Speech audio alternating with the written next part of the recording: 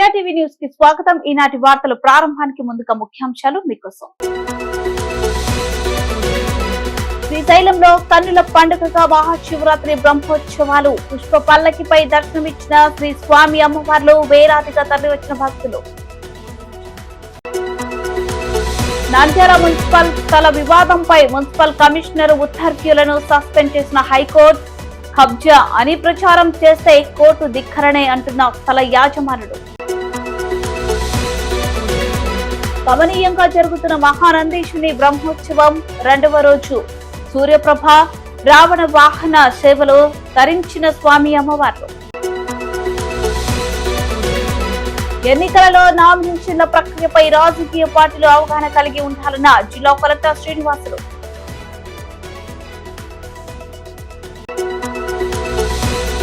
ఆలగడ్డ నియోజకవర్గంలో ఎమ్మెల్యే గంగుల నాని ప్రభుత్వ సలహాదారు ప్రభాకర్ రెడ్డి సుడిగాలి పర్యటన. కోట్లాది రూపాయలతో చేపట్టిన అభివృద్ధి పనులు ప్రారంభం.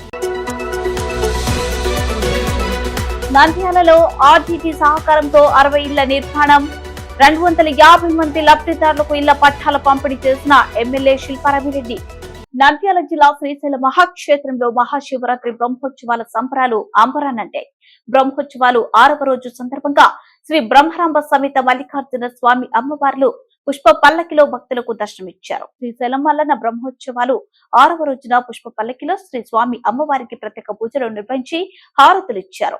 విద్యుత్ దీప కాంతుల నడుమ శ్రీశైల పూర వీధులలో శ్రీ స్వామి అమ్మవార్లు గ్రామోత్సవానికి తరలుతుండగా ఉత్సవం ముందు కోలాటాలు, డమరక నాథాలు, పలు రకాల విన్యాసాలు భక్తులను ఆకట్టుకున్నాయి. ఆలయం ముందు పలు రకాల పుష్పాలతో దేదీప్యమానంగా సర్వంగా సుందరంగా తయారు చేసిన పుష్ప పల్లకిలో శ్రీ స్వామి అమ్మవార్లు గ్రామోత్సవంలో భక్తులను కనువిందు చేశారు. గంగాధర మంటపం వద్ద పుష్ప పల్లకిలో ఉన్న శ్రీ స్వామి అమ్మవార్లకు ప్రత్యేక హారతులిచ్చి అనంతరం అంకలమ్మ గుడి, నంది మండపం, బయలు వీరభద్ర స్వామి ఆలయం వరకు స్వామి అమ్మవార్ల గ్రామోత్సవం కన్నుల పండుగగా సాగింది. గ్రామోత్సవాన్ని తిలకించేందుకు వేలాది మంది భక్తులు తరలివచ్చారు. పుష్ప పల్లకిపై ఉన్న శ్రీ స్వామి అమ్మవార్లను భక్తులు దర్శించుకుని కర్పూర నీరాజనాలు అర్పించారు. శ్రీశైల క్షేత్రమంతా శివనామస్మరణంతో మారుమోగింది. పుష్ప పల్లకి సేవలో కర్నూలు రేంజ్ డిఐజీ విజయరావు, ఆలయ చైర్మన్ రెడ్డివారి చక్రపాణి రెడ్డి, ఈవో పెద్దిరాజు దంపతులు, ఆలయ ట్రస్ట్ బోర్డు సభ్యులు, అధికారులు పాల్గొన్నారు.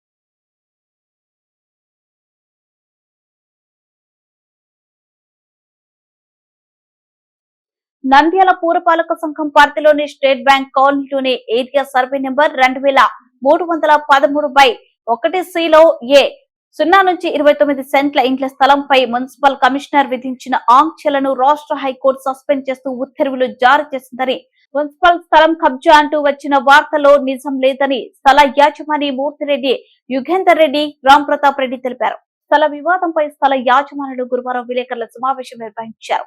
ఈ సందర్భంగా వారు మాట్లాడుతూ, ఇటీవల ప్రింట్ అండ్ ఎలక్ట్రానిక్ మీడియాలో 2313/1C లోని 29 సెంట్ల భూమి ప్రభుత్వ భూమి అని అక్రమంగా రిజిస్ట్రేషన్ చేయించుకున్నారని వస్తున్న వార్తలలో ఎలాంటి నిజం లేదని అన్నారు. వాస్తవాలు తెలియక ఈ స్థల వివాదంలో మున్సిపల్ అధికారులు తమ స్థలంలో బోర్డులు ఏర్పాటు చేశారన్నారు. తమకు అన్యాయం జరుగుతున్న విషయాన్ని మరికొంతమంది స్థల యాజమానులతో కలిసి ఏపీ హైకోర్టును ఆశ్రయించి కేసుగా వేసినట్లు ప్రతాప్ రెడ్డి తెలిపారు.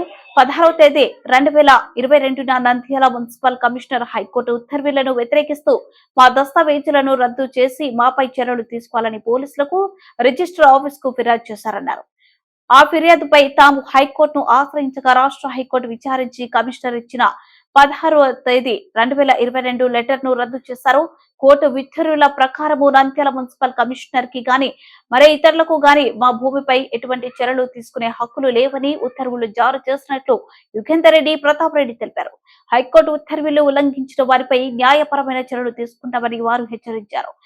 కోర్టు ఉత్తర్వులను మున్సిపల్ కమిషనర్ కి తెలియజేశామని, తమ స్థలం కబ్జా స్థలమని ప్రచారం చేసిన ఎవరైనా కోర్టు ధిక్కరణ పరిధిలోకి వస్తారని వారు హెచ్చరించారు.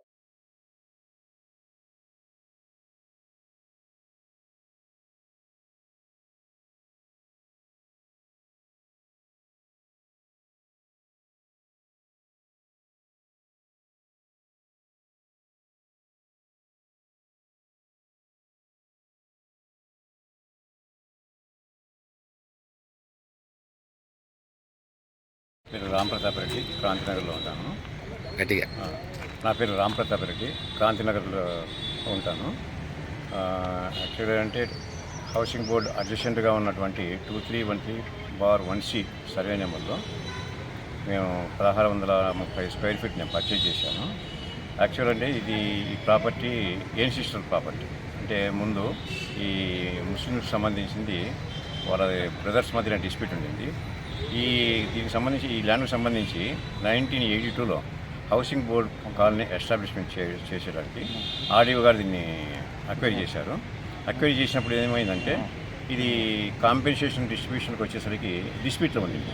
అంటే ఇద్దరు అన్నదమ్ముల మధ్య డిస్ప్యూట్ ఉండింది. ఆ డిస్ప్యూట్ ఉండడం వల్ల అది కాంపెన్సేషన్స్ కూడా డిస్ట్రిబ్యూట్ చేయలేదు. ఇంకోటి ఏంటంటే డిస్ప్యూట్ ఉంది కాబట్టి దాన్ని యాక్సెప్టెన్స్ కూడా తీసుకోలేదు, ఆర్డీఓ గారు కూడా హ్యాండ్ ఓవర్ చేసుకోలేదు అనమాట. కానీ ఇది డిస్ప్యూట్ అనేటువంటిది దాదాపు ఒక 10-15 ఇయర్స్ టైం పట్టింది అనమాట. ఈ లోపల ఏమైందంటే కాంపెన్సేషన్ కూడా సీసీడీ కింద మామూలుగా కోర్టులో డిపాజిట్ చేసినారు. మామూలుగా అది సీసీడీ అంటే మ్యాక్సిమం 3 ఇయర్స్ వరకే కోర్టులో డిపాజిట్ చేయాల్సి వస్తుంది. 3 ఇయర్స్ తర్వాత ఆ అమౌంట్ కూడా రిటర్న్ వెళ్ళిపోయింది అనమాట. అంటే కాంపెన్సేషన్ కూడా వీటికి ఇవ్వలేదు. ఈ ప్రాపర్టీ తర్వాత మళ్ళీ ఏమైందంటే ఈ కోర్టు కూడా డిసైడ్ అయిపోయి వాళ్ళ సంతానం ఉంటారు కదా, వాళ్ళకందరికీ జడ్జిమెంట్ ఇచ్చేసింది అనమాట. ఇది ఇచ్చిన తర్వాత 2022లో వీళ్ళు ఏం చేశారంటే ముగ్గురు కొద్దిగా ఉన్నారు కాబట్టి ఎవరికైనా సేల్ చేస్తే బాగుంటుందనే ఉద్దేశంతో ఒకరికి జీపీ ఇచ్చారనమాట. జీపీ రఫీవుల్లా ఖాన్ గారు ఆయన జీపీ చేసుకోవడానికి ట్రెజరీలో సబ్మిట్ చేసినప్పుడు రిజిస్టర్ డాక్యుమెంట్స్ సబ్మిట్ చేసినప్పుడు మున్సిపల్ కమిషనర్ గారు అబ్జెక్షన్ చేశారనమాట. మున్సిపల్ కమిషనర్ గారు అంటే ఇది గవర్నమెంట్ ప్రాపర్టీ బట్ ఇది రిజిస్ట్రేషన్ చేయనీకి లేదని చెప్పేసి అబ్జెక్షన్ చేశారు. దాన్ని బేస్ చేసుకొని సబ్ రిజిస్ట్రార్ కూడా దాన్ని రిజెక్ట్ చేశాను. ఆ రిజెక్షన్ ఇది రెఫరెన్స్ తీసుకొని హైకోర్టుకి అప్రోచ్ చేయాలి. అప్రోచ్ అయితే ఏమవుతుందంటే హైకోర్టు అన్ని స్క్రూటినీ చేసేసి మొత్తం హిస్టరీ అంతా ఇది మున్సిపల్ సంబంధించినటువంటి ప్రాపర్టీ కాదు కాబట్టి ఇది మీరు రిజిస్టర్ చేయండి అని చెప్పేసి డైరెక్షన్స్ ఇస్తుంది. ఆ డైరెక్షన్స్ ప్రకారము పవర్ ఆఫ్ అటర్నీ తీసుకున్నారు. దాని తర్వాత వాళ్ళ దగ్గర నుంచి మేము మళ్ళీ పర్చేజ్ చేసేటప్పుడు ఇది ఎక్కడి నుంచి ఉంది, ఏమొచ్చింది, హౌసింగ్ బోర్డులో హిస్టరీ ఏంటి, ఇవన్నీ మేము డీటెయిల్స్గా అబ్జర్వ్ చేసి దాని మీద కొద్దిగా డిఫరెంట్ ఒపీనియన్స్ తీసుకొని ఇది ప్రాపర్గానే ఉందనే ఉద్దేశంతో మేము లాస్ట్ 6 months బ్యాక్ పర్చేసాము. రిజిస్ట్రేషన్ ఎప్పుడు ఏంటంటే December 20th, 2023లో అయింది. దీని తర్వాత 1 monthకి ఏమైందంటే తర్వాత పబ్లిక్ తెలిసింది. పబ్లిక్ తెలిసిన తర్వాత దీని హిస్టరీ అంతా తెలియదు. అంటే వాళ్ళు ఏమనుకున్నారంటే మామూలుగా పబ్లిక్ అంతా మేము అనుకోవడము ఇది హౌసింగ్ బోర్డు పక్కనే ఉంది కాబట్టి అప్పుడు అక్వైరీ చేశారు, దీనికి కాంపెన్సేషన్ తీసుకున్నారు కానీ ఇది గవర్నమెంట్ది కాబట్టి వీళ్ళు కొద్దిగా తప్పుడు రిజిస్ట్రేషన్ చేసేసుకొని దీన్ని తీసేసుకున్నారని చెప్పేసి ఒక అభిప్రాయానికి వాళ్ళు వచ్చారనమాట. ఈ లోపల ఇది పేపర్లో వచ్చేసరికి మళ్ళీ దానిపైన మళ్ళీ మున్సిపల్ కమిషనర్ గారు కూడా ఏం చేశారంటే ఇది వెంటనే ఇది రిజిస్ట్రేషన్ క్యాన్సిల్ చేయండి, ఇది వాళ్ళపైన యాక్షన్ తీసుకోమని చెప్పేసి కన్సర్న్ డిపార్ట్మెంట్స్కి పంపించారనమాట. పంపించిన తర్వాత ఏమైందంటే ఇది మాకు తెలిసి ఈ పేపర్లో వచ్చినట్టు కటింగ్స్ మళ్ళీ వాళ్ళు అక్కడ మున్సిపల్ కమిషనర్ గారు అక్కడ బోర్డ్స్ డిస్ప్లే చేయడము గవర్నమెంట్ అని చెప్పేసి ఇవన్నీ వచ్చిన తర్వాత ఇవన్నీ మేము ఆధారాలు తీసుకొని మేము కోర్టుకు అప్రోచ్ కావచ్చు. కోర్టుకు అప్రోచ్ చేసిన తర్వాత ఇమీడియట్గా కోర్టు ఏంటంటే మళ్ళీ దాన్ని స్క్రూటినీ చేసి ఆల్రెడీ డైరెక్షన్స్ ఇచ్చాము రిజిస్ట్రేషన్ చేయమని చెప్పేసి మళ్ళీ దీనికి అబ్జెక్షన్ చేశారని చెప్పేసి దానిపైన ఆర్డర్స్ను సస్పెండ్ చేసేస్తూ ఇచ్చింది అనమాట. ఇచ్చిన తర్వాత దానిపైన ఇది ఇచ్చిన తర్వాత ఇప్పుడు మళ్ళీ ఏమైందంటే ఇది తర్వాత మళ్ళీ ఫర్దర్గా మళ్ళీ మేము దాన్ని ఎంటర్ కావడానికి మేము మళ్ళీ హైకోర్టు కూడా అప్రోచ్ కావాలని చూస్తున్నాం. మెయిన్ ఇక్కడ జరిగింది ఏంటంటే కమ్యూనికేషన్ గ్యాప్. అంటే పబ్లిక్ ఏమనుకున్నారంటే ఇది ఆల్రెడీ అక్వైరీ చేశారు, కాంపెన్సేషన్ తీసుకున్నారు. ఇది హైకోర్టు వచ్చిన జడ్జిమెంట్ కూడా చాలామందికి తెలియదు అనమాట. ఇవన్నీ తెలియక కొద్దిగా ఫ్లేరప్ అయిపోయింది అనమాట. అంటే ఇక్కడ కొద్దిగా కమ్యూనికేషన్ గ్యాప్ ఉండడం వల్ల ఇవన్నీ జరిగింది. ఫర్దర్లో మేము ఇంకా ఏదైనా ఉంటే కనుక కోర్టు దృష్టికి తీసుకుపోయి దీన్ని జ్యుడిషియల్గా మేము సాల్వ్ చేసుకుంటాం. 23-13 1C కొనుగోలు చేయడం జరిగింది. స్థలంలో మున్సిపాలిటీ పరిధిలోకి వచ్చేది. అయితే ఈ ల్యాండ్ వ్యవహారంలో ఎటువంటి అంటే మున్సిపాలిటీ వారికి దీనికి ఎటువంటి సంబంధం లేదని చెప్పేసి చూసుకున్న తర్వాతనే మేము రిజిస్ట్రేషన్ చేసుకోవడం జరిగింది. ఇది మున్సిపాలిటీ వారికి ఈ స్థలానికి ఎటువంటి సంబంధం లేదని మళ్ళీ చెప్తున్నాము. దీనిపైన మున్సిపాలిటీ వారు పూర్తిగా ఎక్కువ అంటే వాళ్ళు అడిషనల్ పోయినారు. దీని మీద పోలీస్ కంప్లైంట్ కానీ తర్వాత వచ్చేసి అరెస్ట్ వారెంట్ కానీ ఇవి చేయడానికి వారు ముందుకు రావడం అంటే ఎక్కువ తీసుకున్నారు కమిషనర్ గారు. అది చట్టపరంగా నేరం అని చెప్పేసి మేము కోర్టు ద్వారా మా స్థలం పైన వాళ్ళు ఎటువంటి డిమాండ్ చేయడము, ఈ విధంగా మమ్మల్ని బ్లాక్మెయిల్ చేయడము, మానసికంగా ఒత్తిడి చేయడము కరెక్ట్ కాదనే ఉద్దేశంతో మేము కరెక్ట్ మా స్థలం కోసం మేము కోర్టు పోవడం జరిగింది. కోర్టు ద్వారా మేము దీన్ని అంటే అతను వేసిన పిటిషన్ రద్దు చేసుకోవడం జరిగింది. కాబట్టి ఎవరికీ హక్కు లేదు. మా స్థలం పైన ఎవరు కూడా వచ్చినా కానీ మేము చట్టపరంగా చర్య తీసుకోబడుతుంది కోర్టు ద్వారానే. ప్రముఖ శైవ క్షేత్రమైన మహానందిలో శివరాత్రి బ్రహ్మోత్సవాలు కడు కమనీయంగా జరుగుతున్నాయి. ఉత్సవాలలో భాగంగా వేద పండితులు రవిశంకర్, అవధాని ఈవో చంద్రశేఖర్ రెడ్డి ఆధ్వర్యంలో స్వామి అమ్మవార్లకు ప్రత్యేక పూజలు నిర్వహించారు. బ్రహ్మోత్సవాల సందడికి భక్తులు వేలాదిగా తరలివచ్చారు. అత్యంత భక్తి శ్రద్ధలతో వైభవేతంగా జరుగుతున్న మహానంది బ్రహ్మోత్సవాలు 2వ రోజున వేద పండితులు అర్చకులు ఆధ్వర్యంలో క్షేత్ర బలి అనంతరం సూర్యప్రభ వాహనంపై స్వామి అమ్మవార్లు దర్శనమిచ్చారు. మూలమూర్తులకు అర్చన, అభిషేకాలు, దీక్ష హోమాలు అత్యంత భక్తి శ్రద్ధలతో శాస్త్రోక్తంగా నిర్వహించారు. సాయంత్రం స్వామి అమ్మవార్లు రావణ వాహన సేవలో తరించి భక్తులకు దర్శనమిచ్చారు. ఈ అపురూప దృశ్యాన్ని తిలకించేందుకు వేలాది మంది భక్తులు హాజరయ్యారు. కార్యక్రమాన్ని ఈవో చంద్రశేఖర్ రెడ్డి పర్యవేక్షించారు. స్వామివారు ఉదయం సూర్యప్రభా వాహనంపై ఉత్సవం ప్రారంభించడం జరిగింది. అనంతరం మూలమూర్తులకు విశేషమైనటువంటి అభిషేకాలు, అర్చనలు, దీక్షా హోమాదులు అన్నీ కూడా విధి ప్రకారంగా నిర్వహించడం జరుగుతున్నది. సాయంత్రం రావణ వాహనంపై శ్రీ కామేశ్వరి మహానందీశ్వరుల ఉత్సవ అనేటువంటిది వైభవంగా నిర్వహించడం జరుగుతుంది. కాబట్టి భక్తులందరూ కూడా విశేషంగా ఈ యొక్క ఉత్సవాన్ని తిలకించి మహానందీశ్వరుల అనుగ్రహం పొందవలసిందిగా ప్రార్థన చేస్తున్నాం. నిన్నటి రోజున అనగా 6వ తారీఖు నుంచి మహానంది క్షేత్రంలో శివరాత్రి బ్రహ్మోత్సవాలు అంగరంగ వైభవంగా ప్రారంభించడం జరిగింది. ఈరోజు 2వ రోజు ఉదయము అమ్మవారికి కుంకుమార్చన, స్వామివారికి అభిషేకము మరియు సూర్యప్రభ వాహనం మీద స్వామివారి ఊరేగింపు కూడా జరిగింది. ఈ సాయంకాలము రావణాసుర వాహనం మీద ఉత్సవం జరుగుతుంది. ముఖ్యంగా ఈ కార్యక్రమాలన్నీ మా రవిశంకర్ వేద పండితుల ఆధ్వర్యంలో అన్ని కార్యక్రమాలు వైదికపరంగా జరుగుతున్నాయి. ఈరోజు భక్తులు వేలాదిగా రావడం జరిగింది. భక్తులు వచ్చిన ప్రతి భక్తునికి అన్ని వసతులు ఏర్పాటు చేయడం జరిగింది. ముఖ్యంగా వచ్చిన భక్తులకు మంచినీరు సదుపాయము ఎక్కడ ఈ ఇబ్బంది లేకుండా ఎండాకాలంలో కార్పెట్ మీద నడిచేటట్టు అన్ని చర్యలు తీసుకోవడం జరిగింది. వచ్చిన ప్రతి భక్తుడు పుణ్యస్నానంలో చేసి స్వామివారిని అమ్మవారిని దర్శనం చేసుకోవాలిగా మీ వలన తెలియజేస్తున్నాను. ఓం నమో మహానందీశ్వరాయ నమః.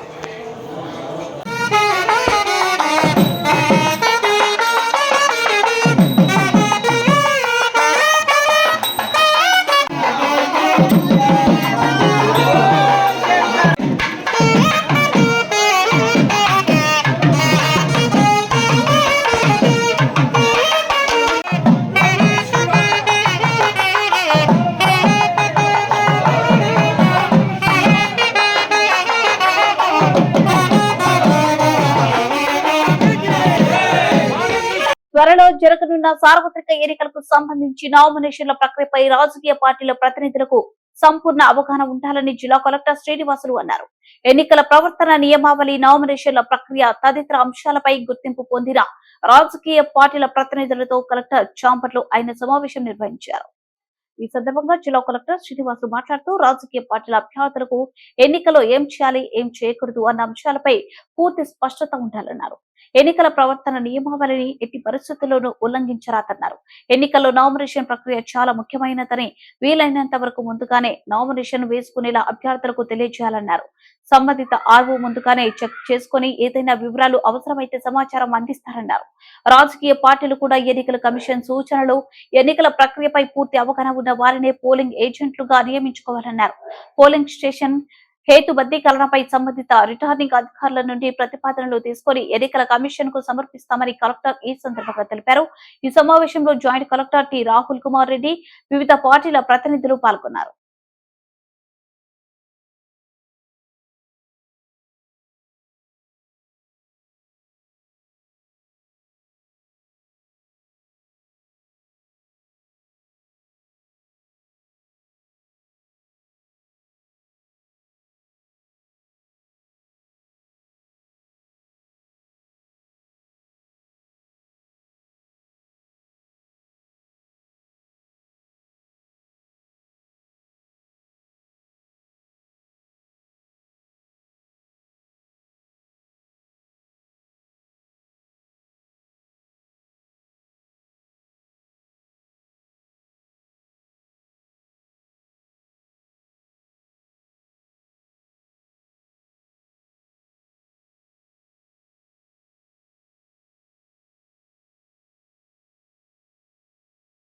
ఆలగడ్డ నియోజకవర్గంలోని పలు గ్రామాలలో ఆలగడ్డ ఎమ్మెల్యే గంగుల విజేంద్రరెడ్డి, జలవనరుల శాఖ ప్రభుత్వ సలహాదారులు గంగుల ప్రభాకర్ రెడ్డి సుడి గాలి పర్యటన చేశారు.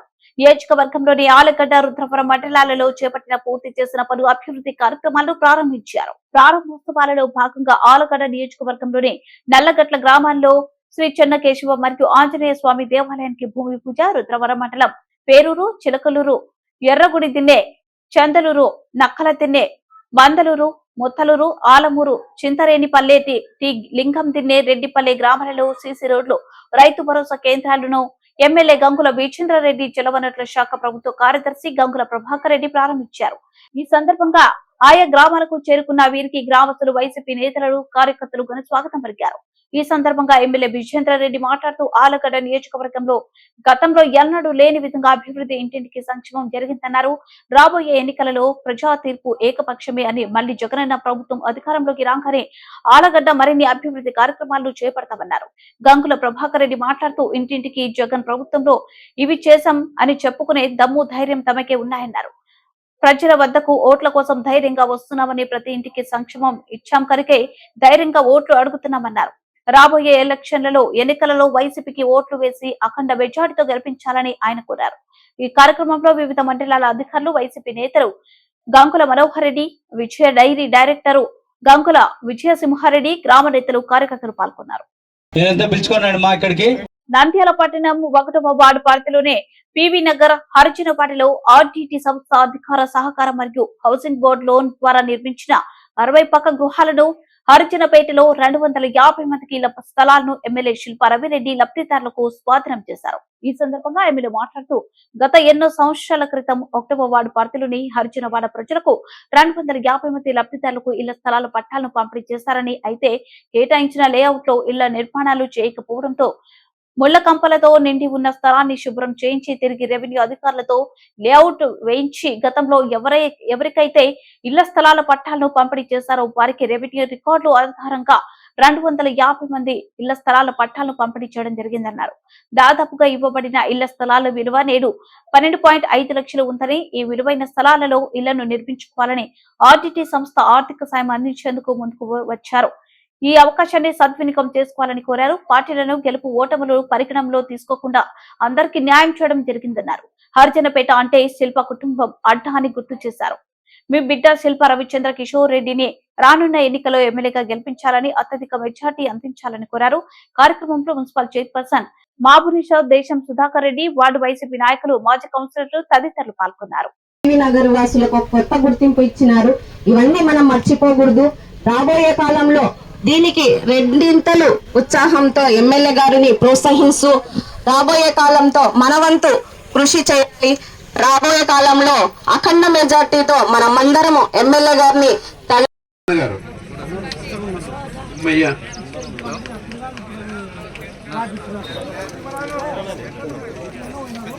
సార్ ఒకసారి ఓకే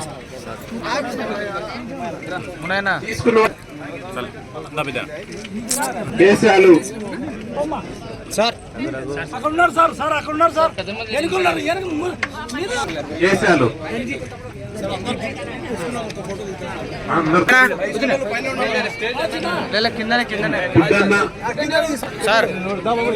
ప్లాట్లని ఆ రోజు మీకు అందజేయడం జరిగింది. అయితే దురదృష్టవశాత్తు ఒక్కరి దగ్గర కూడా పట్టా అనేది లేకుండా పోయింది. పట్టాలు వరదల్లో ఇప్పుడు పోగొట్టుకున్నారని చెప్పేసి మరి ఇక్కడికి వస్తేనేమో అడవి మాదిరిగా తయారైంది. ఇల్లులు కూడా కట్టుకోకుండా వదిలేసినారు. ఎవరి స్థలం ఏడుందో కూడా తెలియదు.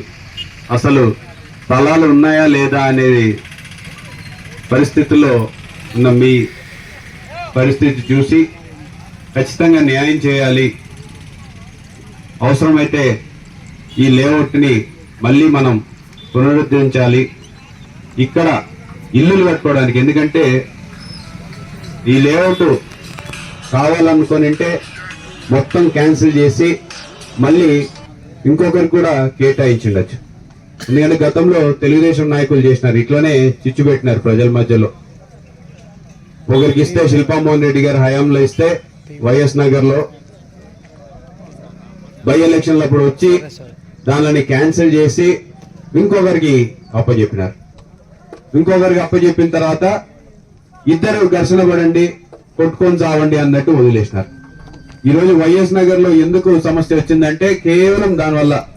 ఎందుకంటే ఈరోజు పేదలకి శక్తి ఒక రోజు ఉండొచ్చు, ఒక రోజు ఉండకపోవచ్చు. ఇల్లు వెంటనే కట్టుకోవాలంటే డబ్బులు ఉన్నవాళ్ళు కట్టుకోగలుగుతారు, డబ్బులు లేని వాళ్ళు ఇబ్బంది పడతారు. అంతేనా?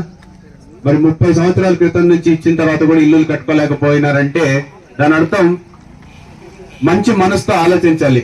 వాళ్ళు పేదరికంలో ఉన్నారు కాబట్టి వాళ్ళు కట్టుకోలేకపోయినారే అని ఆలోచిస్తే ఎటువంటి ఇబ్బంది ఉండదు. అట్లనే వైఎస్ నగర్ లో కూడా పాపం కట్టుకోలేకపోయినారు.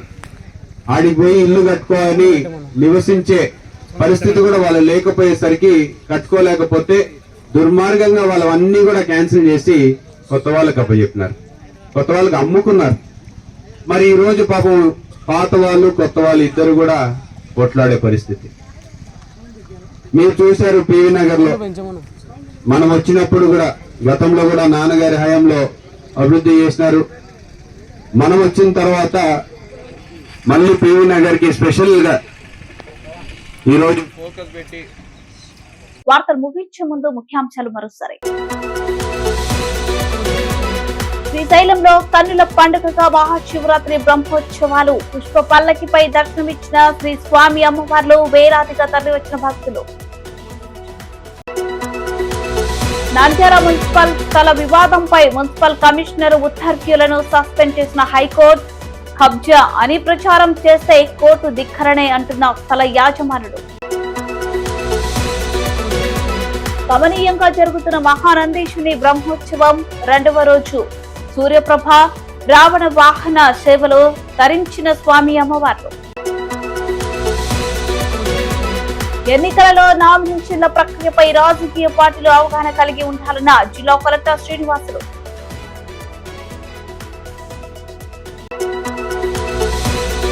ఆలగడ్డ నియోజకవర్గంలో ఎమ్మెల్యే గంగుల నాని ప్రభుత్వ సలహాదారు ప్రభాకర్ రెడ్డి సుడిగాలి పర్యటన. కోట్లాది రూపాయలతో చేపట్టిన అభివృద్ధి పనులు ప్రారంభం. నంద్యాలలో ఆర్టీటీ సహకారంతో 60 ఇళ్ల నిర్మాణం. 250 మంది లబ్ధిదారులకు ఇళ్ల పట్టాల పంపిణీ చేసిన ఎమ్మెల్యే శిల్పారామిరెడ్డి. ఈ వార్తలు ఇంతటితో సమాప్తం. మరిన్ని అప్డేట్స్ కోసం చూస్తూనే ఉండండి ప్రజా టీవీ. ప్రశ్నించే హక్కు మీది, చూపించే సత్తా మాది. Voice is yours.